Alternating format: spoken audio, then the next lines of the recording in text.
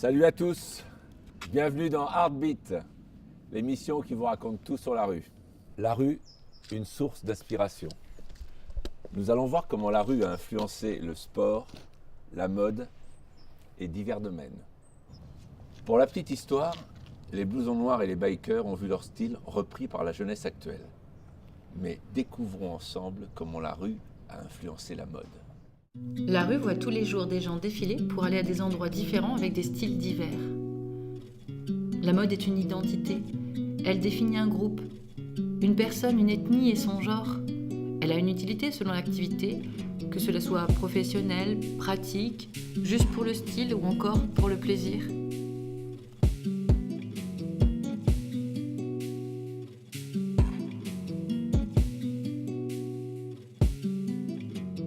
Hormis l'aspect esthétique, il est surtout question d'usage. Selon les endroits que vous fréquentez, les tenues seront différentes.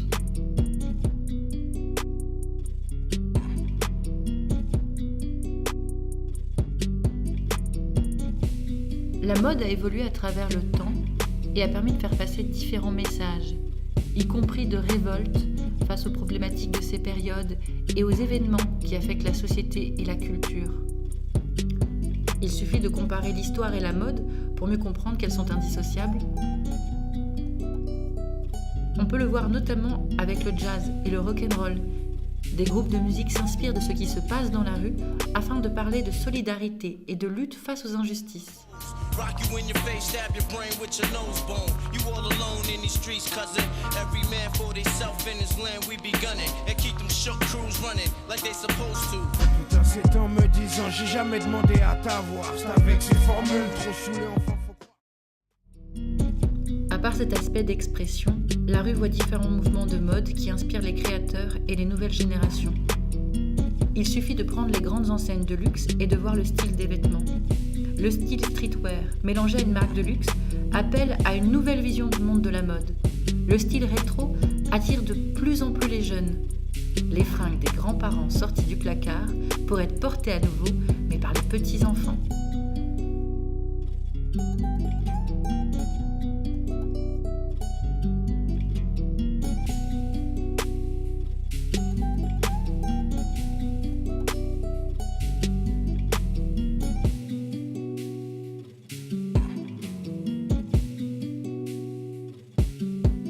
On peut constater que la rue inspire une génération et que des années après, ce style est repris par la nouvelle génération.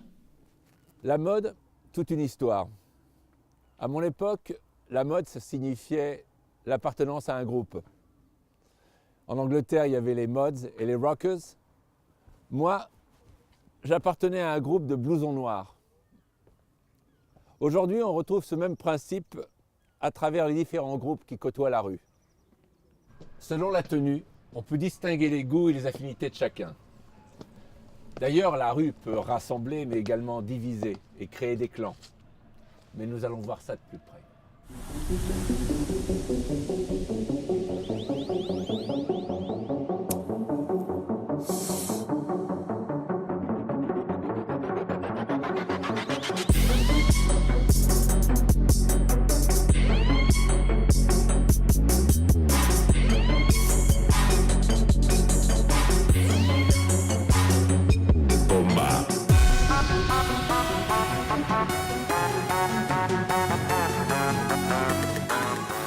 Il n'y a pas que la mode dans la rue.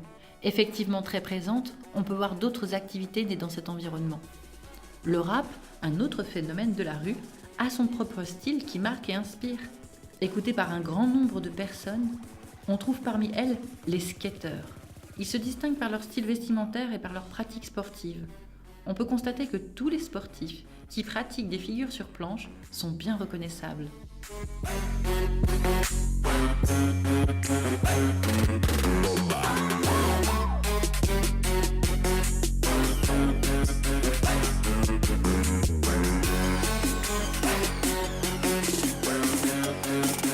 Le parcours est une discipline sportive qui consiste à franchir successivement divers obstacles urbains par des mouvements agiles. Les traceurs, personnes pratiquant ce sport, s'approprient un espace privé qu'ils franchissent.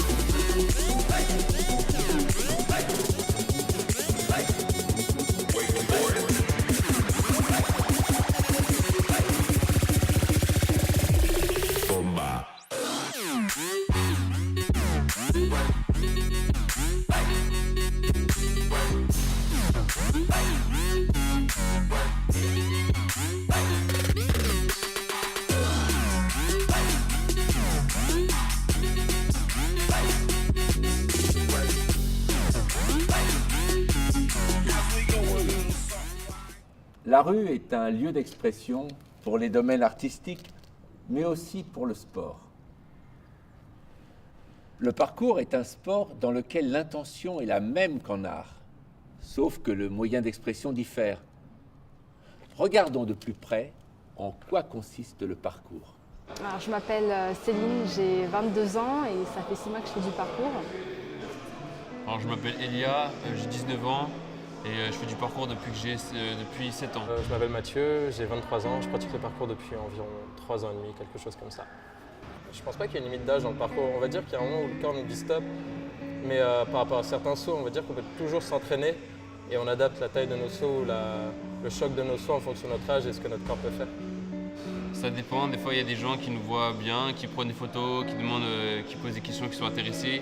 Des fois tu as des gens qui ont peur et donc qui ont peur pour nous. Et des fois les gens, on ne sait pas pourquoi ils ont peur, donc ils s'appellent la police. Ouais, ça m'aide à créer des liens. En fait, dans le monde du parcours, il y a toute une communauté de traceurs où tout le monde se connaît.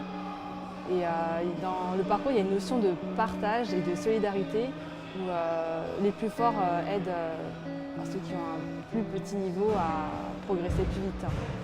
Je pense pas me poser de règles dans le parcours ou de limites. On va dire que j'essaie juste de respecter l'environnement et les personnes qui sont où je m'entraîne, c'est la règle la plus importante. Après les limites, on va dire mon physique, j'essaie pas trop abîmer mon corps pour l'avenir. Je pense pas avoir un sentiment de liberté entre guillemets, j'en ai un, mais c'est naturel, je le ressens même plus parce que c'est simplement je me sens libre en général, du coup je ressens plus ce sentiment de liberté quand je fais du parcours parce que je me sens libre constamment. Que ta vie à toi, elle t'appartient, ouais, parce que tu es là, quand tu es devant un saut, c'est soit tu es là, tu arrives dans le saut, tu te fais pas mal et tout, soit si tu es mal concentré, tu peux te blesser, tu peux tomber. Donc tu es obligé d'être à 100% conscient. J'ai pas l'impression que la ville m'appartient parce que simplement qu'il y a des milliers, des millions de personnes qui vivent dans la ville où je suis actuellement à Paris, il y a des milliers de personnes qui vivent dans toutes les villes du monde et les villes ne nous appartiennent pas. Mon corps m'appartient, ce que je fais avec mon corps m'appartient, mais l'espace où je suis ne m'appartient pas. J'essaie juste d'évoluer en fonction de ce qui m'entoure dans le respect de l'espace. Quand mon corps on nous dit tout le temps il faut marcher par-ci, il faut faire ci, il faut faire ça, le parcours ça t'apprend plus à faire un peu par toi-même, à dire ouais voilà par exemple si on dit de passer par là mais que toi tu vas aller au même endroit mais passer par un autre chemin, tu peux le faire par toi-même, tu n'as pas besoin d'écouter l'autre pour le faire. Et voilà. Je sais pas, il n'y a aucun moyen de décrire le parcours en une phrase, c'est bien trop vaste pour décrire ça en une phrase. Le parcours il est déjà là le mot. Pour moi le parcours c'est la liberté, le partage, l'amour. Sois libre, va où tu veux et fais ce que tu veux dans la vie quoi. Tant que ça te plaît et que c'est pas dangereux pour toi, fais-toi plaisir. Je dirais peut-être liberté, égalité, fraternité, mais je crois que c'est déjà pris donc ça va être chaud. Et voilà, nous arrivons au terme de cette émission. J'espère que ça vous a plu. N'hésitez pas à nous proposer de nouveaux sujets en utilisant le hashtag HeartbeatNewSubject. Et moi, je vous dis à la semaine prochaine pour un nouvel épisode de Heartbeat.